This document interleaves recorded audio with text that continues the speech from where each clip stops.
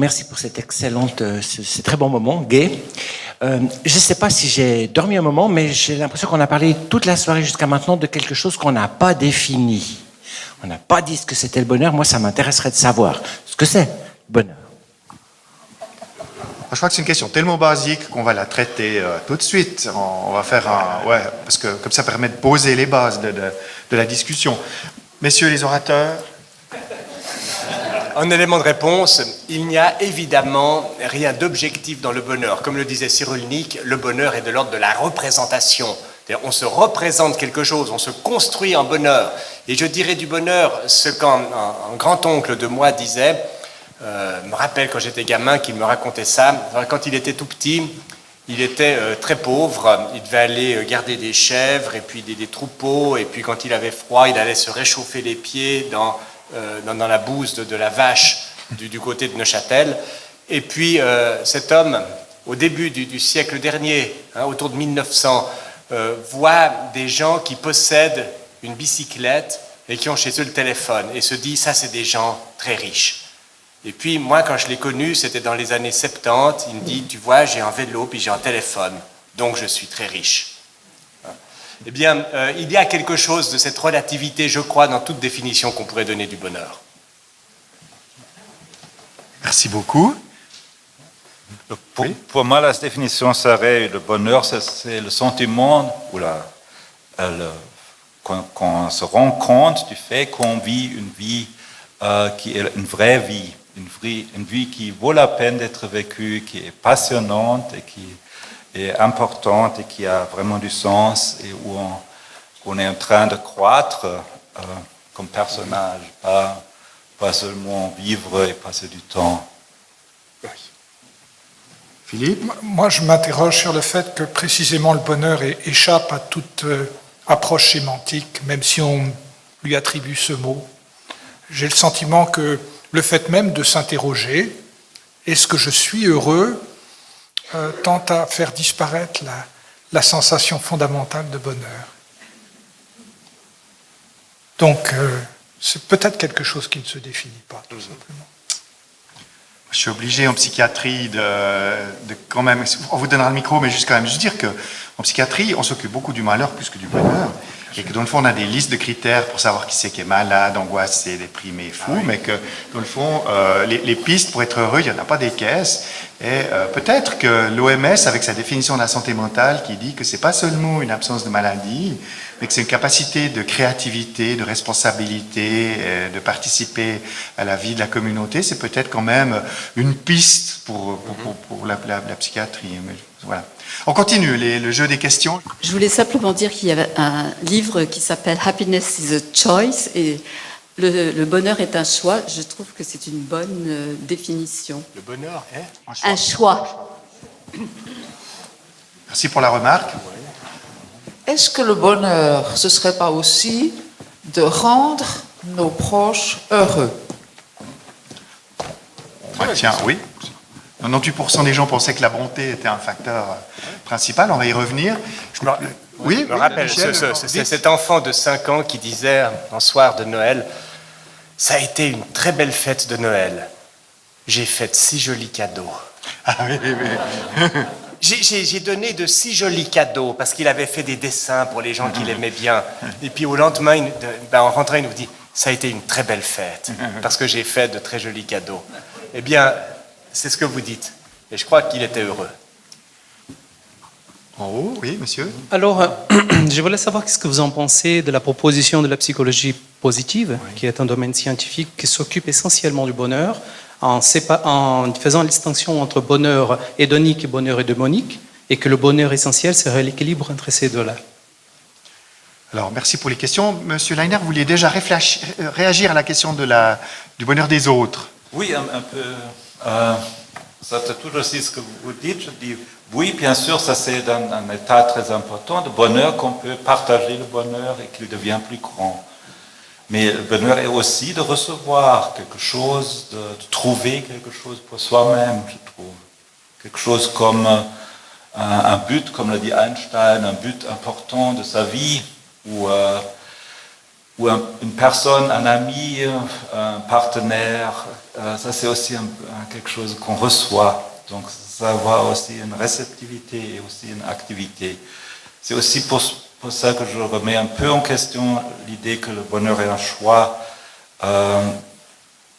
C'est une interprétation souvent de notre vie, qu'on est heureux, et parfois les gens oublient ça, de voir qu'ils sont heureux. Et là, il y a un élément de choix, où on peut aussi faire des choix de ne plus faire des sentiments ou des pensées qui nous rendent malheureux, ou des pratiques qui nous rendent malheureux. Ça, oui, mais quand même, il y a aussi une réceptivité, dans mon sens, là-dedans.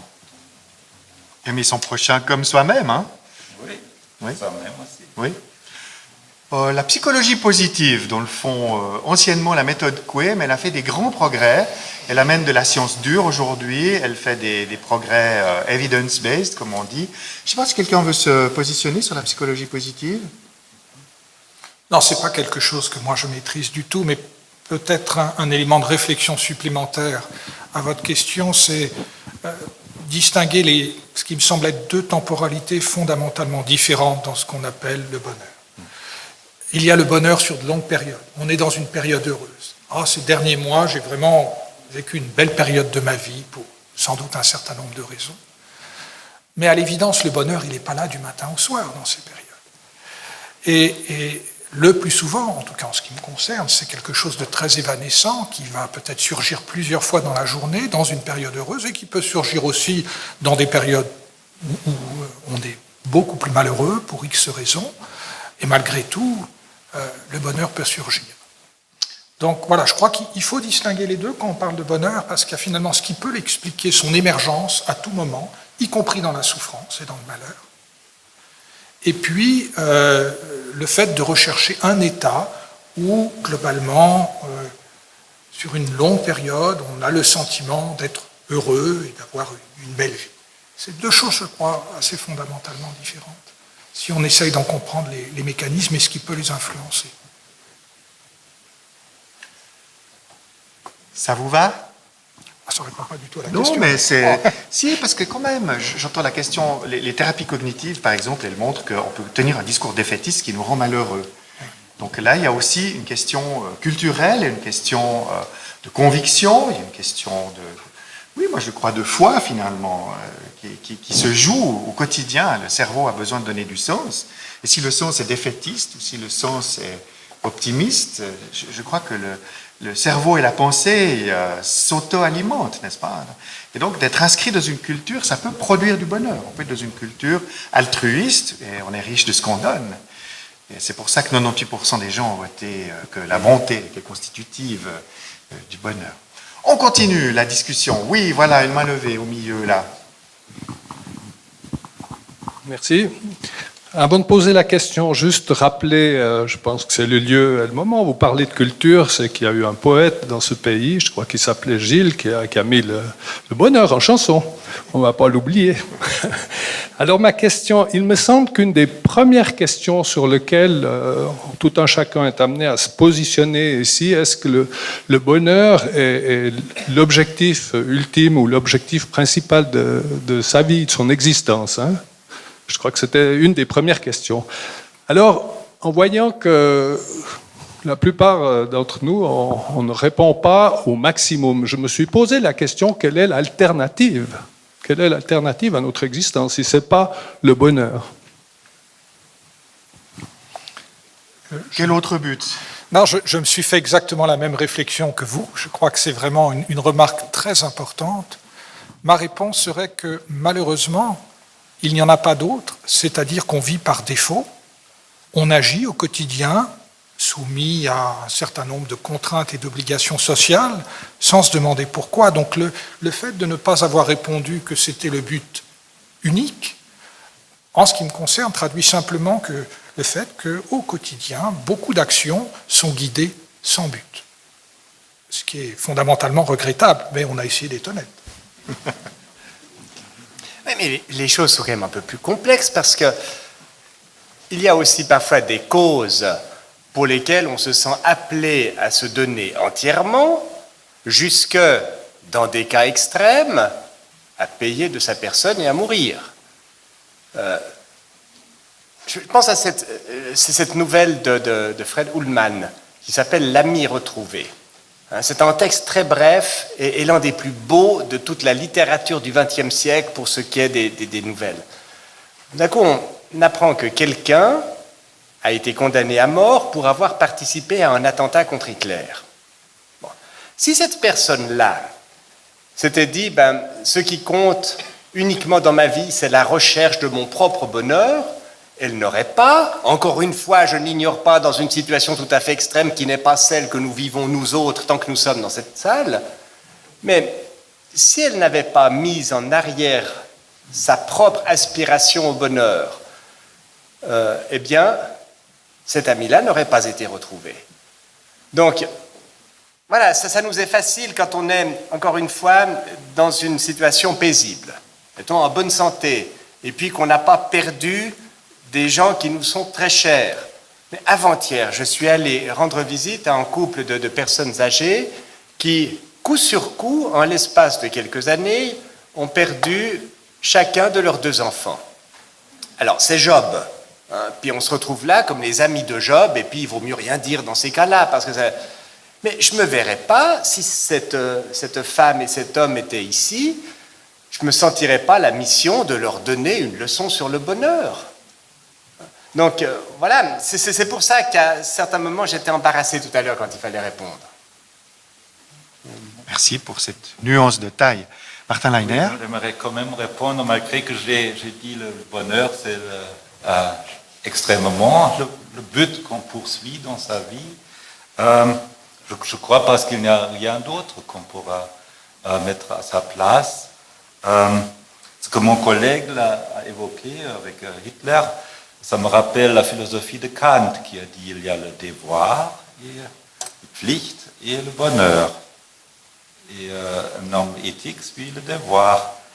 Et le bonheur, ça peut arriver, mais c'est souvent pas identique avec ce qu'on suit le devoir.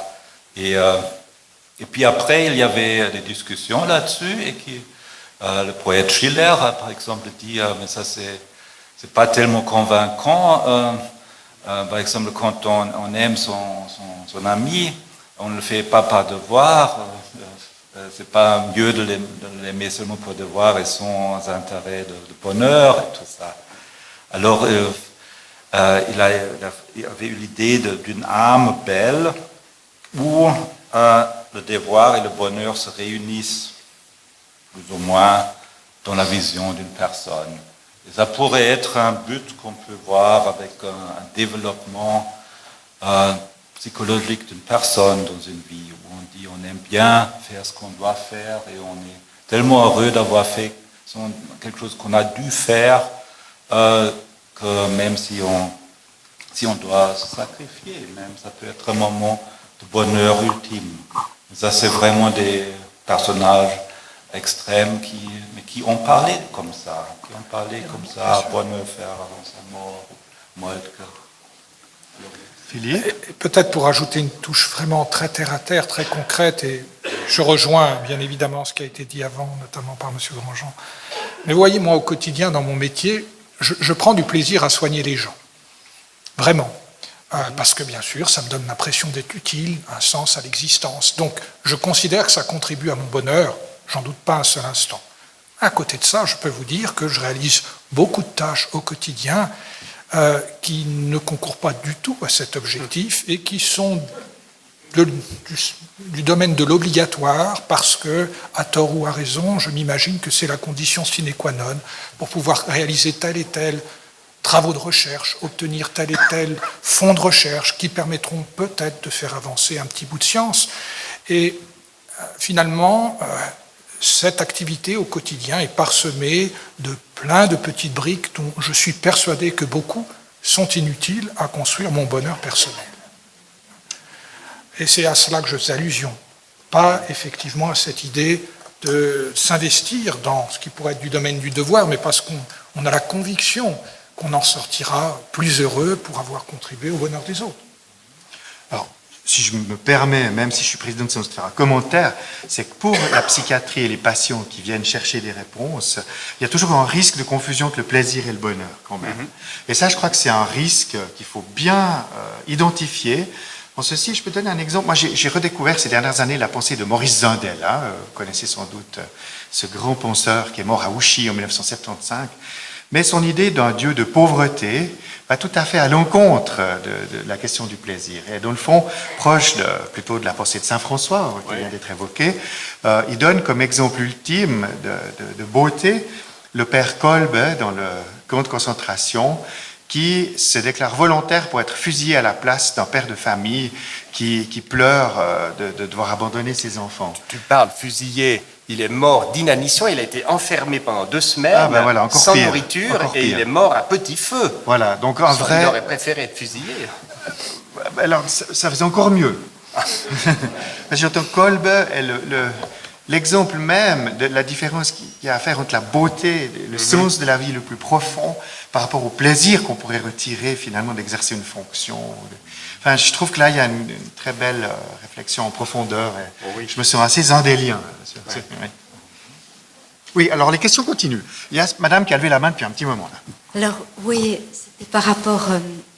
le bonheur, c'est de prendre soin des autres, de ceux qu'on aime.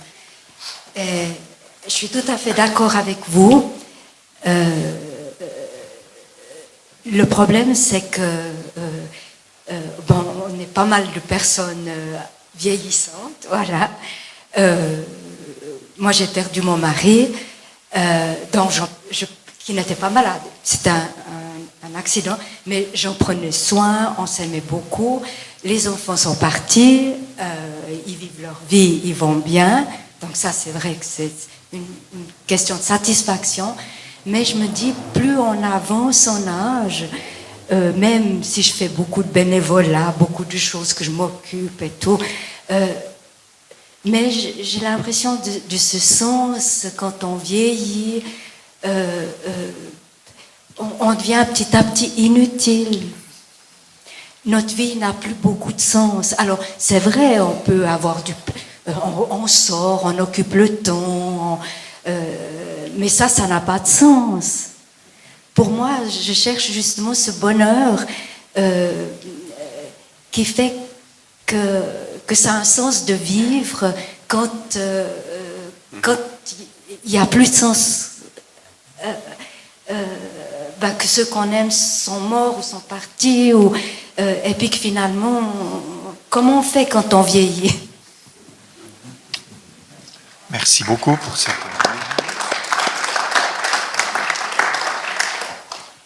Le vieillissement. Oui, bien sûr, le vieillissement pose des problèmes à trouver un sens productif et très actif, et il faut beaucoup accepter de nouveau des changements de sens. Par exemple, un sens pourrait être aussi de chercher encore quelque chose d'autre qui est vraiment là. La tâche qui est la mienne, de nouveau, de se mettre sur une telle recherche. Ou ça peut être aussi parce qu'on est aussi un peu un exemple pour d'autres qui doivent vieillir et qui doivent s'approcher aussi de la mort, de leur parler comment on se ressent, comment on peut surmonter aussi certaines peurs, et ça peut aider les autres beaucoup, ou s'entraider aussi avec tout ça. Donc, comme ça, j'aurais des idées. Et puis, bien sûr, il y a aussi des moments où on n'est plus tellement actif et on seulement est malade ou est mourant à la fin. C'est vrai, mais là, on se donne aussi dans les mains de Dieu, en tout cas. Comme ça, je comprends ça comme chrétien. Je ne sais pas si d'autres veulent répondre à la question du vieillissement quand même, c'est important. Très brièvement, mais je ne suis pas habilité pour répondre à cette question. Mais je pense qu'il faudrait aller chercher chez ces gens que Philippe Rivelin a cités tout à l'heure et qui ont à leur actif à peu près 40 000 heures de méditation. la méditation est aussi, je pense, pour eux, une colonne vertébrale, c'est-à-dire quelque chose qui tient. Il y a d'autres colonnes vertébrales dans la vie. Ça peut être de se dire, chaque jour, j'aimerais découvrir quelque chose, être attentif à quelque chose qui jusque-là m'a toujours échappé. Et puis, on nous dit qu'on peut apprendre à tout âge, et puis, c'est des choses possibles. Et puis, fondamentalement, on va quand même rappeler ici une chose, précisément en ce 5e centenaire de la Réforme. Parce que s'il y a une idée qui est au cœur de la Réforme, et autour de laquelle s'est construit tout un mouvement, pas seulement théologique et religieux, mais encore ecclésiastique et politique et social et tout ce que vous voulez, c'est ce qu'on appelle techniquement la justification par la foi. C'est-à-dire que ce qui fait la valeur de la personne, c'est ce que Dieu donne en amont à la personne et non pas ce que nous faisons. Alors plutôt que de dire « je vaux aux yeux de Dieu » la totalité des bonnes actions que j'ai faites, et puis j'espère qu'il y en aura assez pour me permettre d'avoir un siège plutôt confortable au paradis, eh bien, la réforme, c'est d'abord de dire non, vous ne pouvez pas acheter Dieu pour la bonne et simple raison qu'il vous a déjà tout donné. Alors, vivre de la justification par la foi, c'est aussi le moment venu, et j'espère que je pourrai le dire si Dieu me prête vie jusqu'à ce moment-là, je n'en sais rien, mais c'est aussi pouvoir dire, je ne peux plus. Je ne peux pas parce que je suis moi-même entravé dans mon fonctionnement quotidien, je ne sers à rien. Mais même si je ne sers à rien, je vaux quelque chose pour la bonne et simple raison que Dieu l'a décidé ainsi. Et ce que je vaux n'est pas en proportion des choses que je fais chaque jour. Et là, je crois que c'est l'un des messages les plus profondément libérateurs de la Réforme. Et si ça vaut la peine, 5 siècles plus tard, de se rappeler la Réforme, je crois que c'est d'abord à cause de ça. Bravo.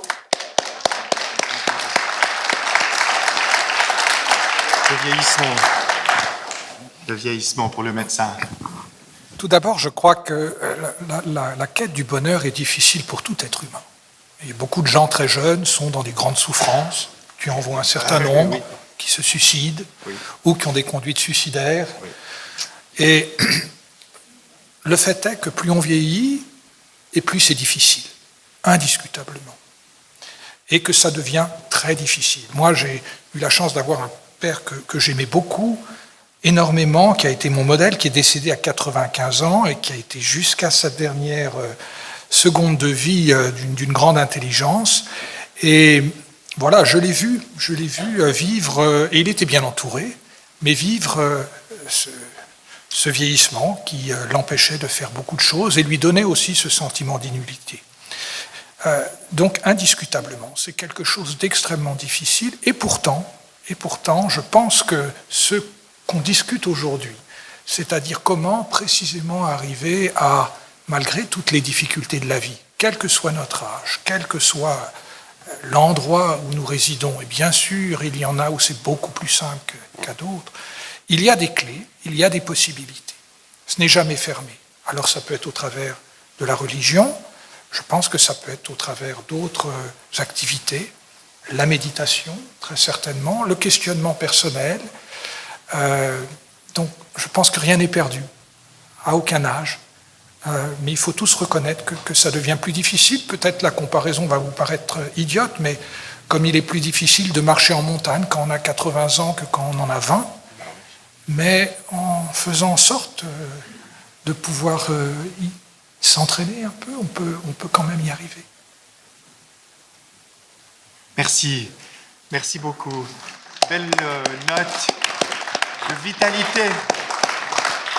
Je trouve que c'est dur d'attendre ça parce que nous, on attend que nos parents soient là, ça peut forcément faire quelque chose, et puis qu'on passe des Noëls, et puis que vous comptez beaucoup pour nous. En fait, c'est pas toujours l'église ou je sais pas quoi, mais voilà, tant que les personnes à un certain âge sont entourées avec leurs proches, je pense que c'est ça surtout qui aide. Note positive. Encore monsieur, en haut, là, oui. Voilà. Oui, voilà, j'ai entendu plusieurs fois le mot sens qui a été dit, et je pense qu'il y a vraiment quelque chose là, un lien entre le bonheur et le sens.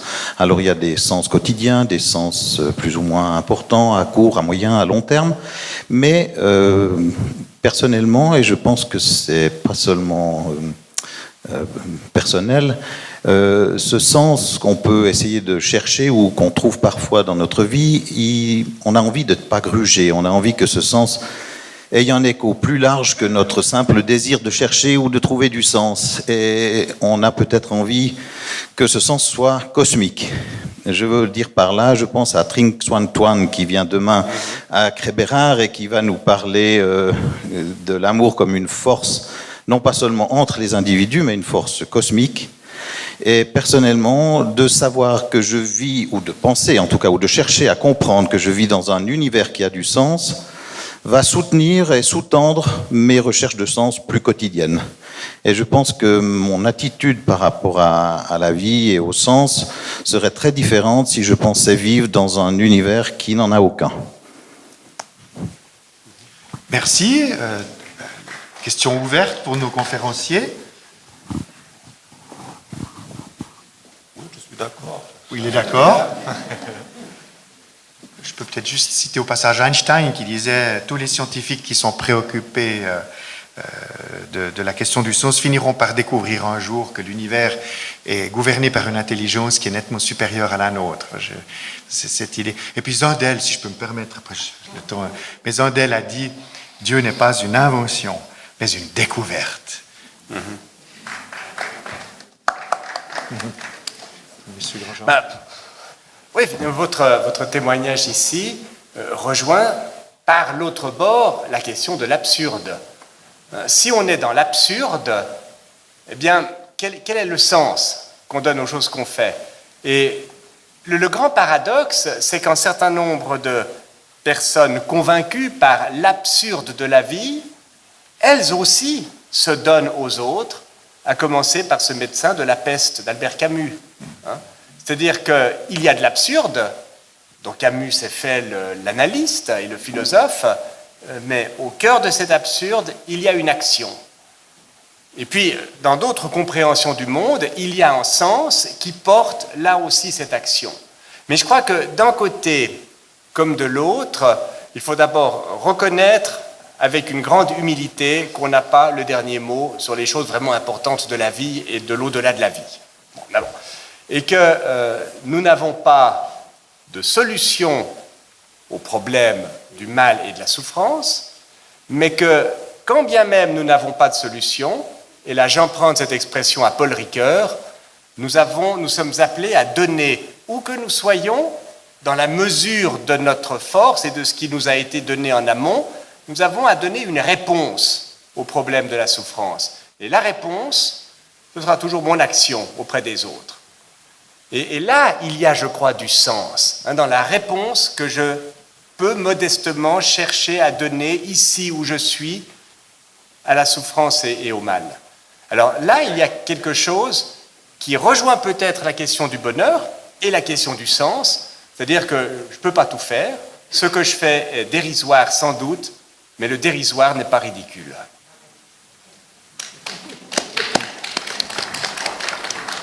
Philippe, la question du sens en médecine, hein?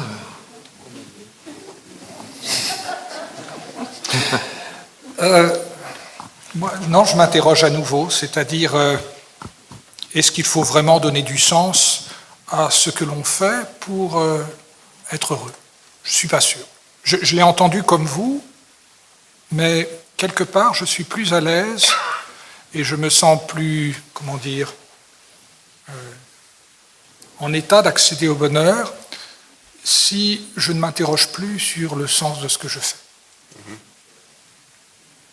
Alors, voilà, c'est peut-être de l'évitement. Oui, vous êtes le docteur de la peste, d'une certaine façon. Et ce qu'il fait est mis en avant. Enfin, il est vraiment là au cœur de l'action. Une autre manière de le dire. Il ne cherche pas à donner du sens métaphysique. Une autre manière de le dire, c'est qu'il y aurait quelque chose de fondamentalement juste, mais qui n'appellerait à aucun référentiel et qui appartient à chacun. Magnifique. Il reste, alors je crois, une dernière question, parce que je suis le maître du temps et je vais vous frustrer gravement. Et alors, c'est cette jeune personne qui a le micro en dernier. Écoutez, je pense que la dépression, c'est quand même un peu le contraire du bonheur. Alors, je sais que pour les dépressions, on utilise la psychopharmaca. Ce qui voudrait dire que dans les sciences, on a trouvé des moyens de procurer du bonheur, non? Alors, puisque ça existe, est-ce que théoriquement, c'est possible que nous vivons tous dans le bonheur grâce à la pharmacie? Alors, on va demander à Philippe, qui est neurologue, de voir si, du point de vue de la neurologie, on peut imaginer la pilule du bonheur. Oh là là. La pharmacologie, comme pour moi, n'est qu'un élément de notre environnement, parmi d'autres, qui agit sur notre cerveau. Comme ce que je suis en train de vous dire, ces lumières, tout ce qui a pu intervenir ce soir, ça agit sur votre cerveau. Et ce qui agit sur votre cerveau va effectivement moduler les raisons pour lesquelles, à un moment donné, va émerger une sensation de bonheur, parce que de mon point de vue, bien sûr, elle provient de votre cerveau. Voilà, mais c'est ni plus ni moins que cela.